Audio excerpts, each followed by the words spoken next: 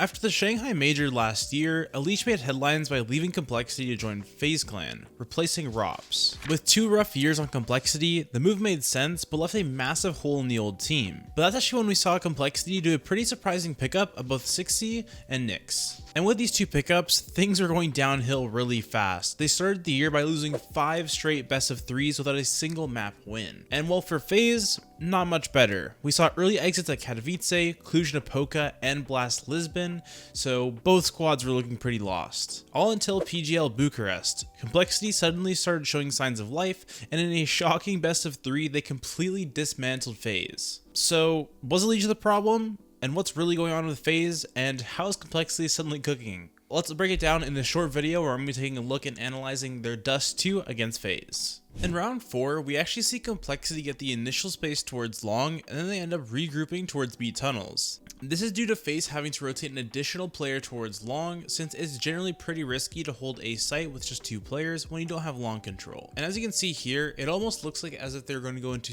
a straight B hit, but instead they decide to clear lower together and catch Unleash completely off guard. This kill puts them in a great position to do a B split or even split from Cat. Because Unleash is dead, they have no info on where the players currently are, so FaZe is kind of scrambling and needs to gamble stack a site. But to make it even easier for Complexity, Brokey makes a pretty ill clear towards Cat, and Grim catches him completely off guard, and this makes the round a super easy cleanup for Complexity. While this round is basic, you can see how Complexity ends up being really good at pushing and pulling CTs from both sides, and you'll see this in future rounds. If you're looking for a fast, safe, and easy way to sell your skins, go check out the link in the description to sellyourskins.com. You just sign in with Steam, choose the exact skins that you want to sell, and select one of the many different payment methods such as PayPal, crypto, and even bank transfer. And if you use my promo code MECTON, you'll also receive an extra 5% on top of your skins. They also have a level system where if you sell more skins, you'll receive a higher bonus, so go check it out, the link is in my description below. Now in the next round, FaZe are on Eco, and Complexity has a lot of money here, but when you're going against a team like FaZe, you have to be super careful,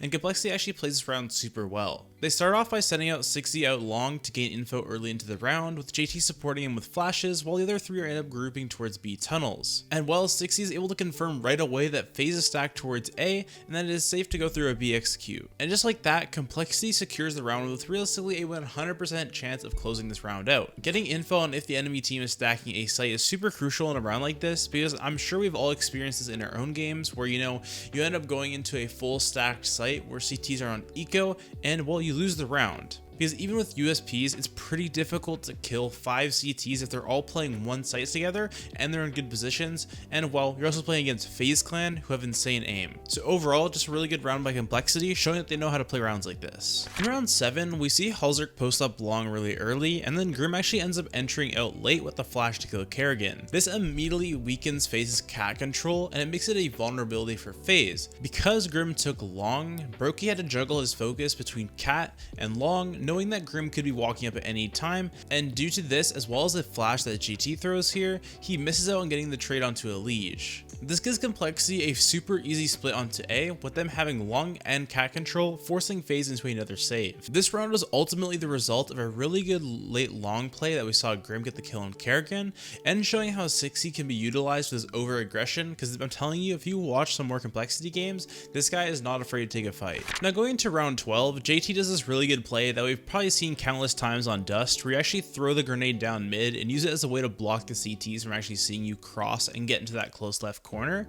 And even with Brokey posted up on this angle, I don't think he was quite ready for this flank from JT. As you can see here, JT hits this nasty shot and he gets annihilated. But that's not really what I think makes this round special, because let's take a look at how Complexity actually finished the round. They sent out 2 players long to get FaZe to focus their attention there, and well, it completely worked. FaZe had a Liege and Kerrigan fully focused on fighting the long players, and we even saw Frozen and Rain starting to rotate from B and mid, and they were ready to get to A. They weren't even looking at B tunnels or holding towards cat, and this is the perfect because while everyone was looking towards long, Complexity was actually ready in B tunnels, and they just walked out into B. And as I've explained in many previous videos, pushing and pulling is a technique used by every single pro team, and as I've showed in the previous rounds as well as this round, Complexity is very good at it. It really is just a fundamental strategy in this game. If you want to make a site easier to hit, put some pressure towards the opposite site to get the CT's attention and really sell that fake.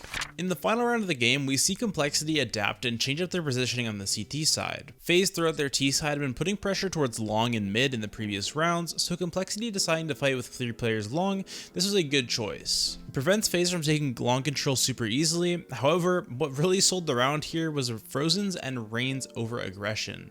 Now let me know what you guys think, but I think at most in this fight right here, FaZe should have maybe lost 1 player, but Frozen also dies, making it a 3v5 for FaZe. And with the double kill, Grim was able to just get a really good timing and walk up behind FaZe and clean up the round for Complexity, winning them the map. And while this was a great play by him, I think this round really falls on FaZe. Maybe this is simply miscommunication, but if Frozen had simply left Rain to die long and maybe have the team regroup towards mid or B, since Complexity was so focused on long, the round could have definitely been savable here and FaZe could have continued their momentum. But losing 2 players in that massive point of interest on the map, which is long, that was fatal for this map.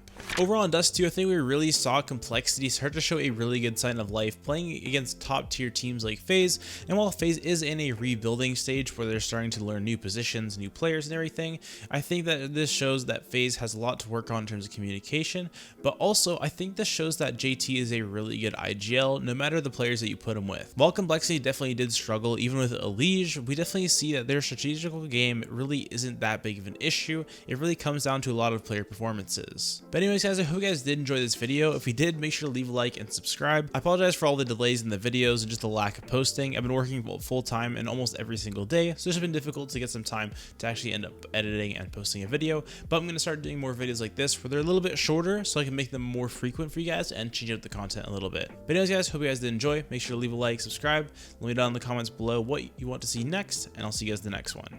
Peace.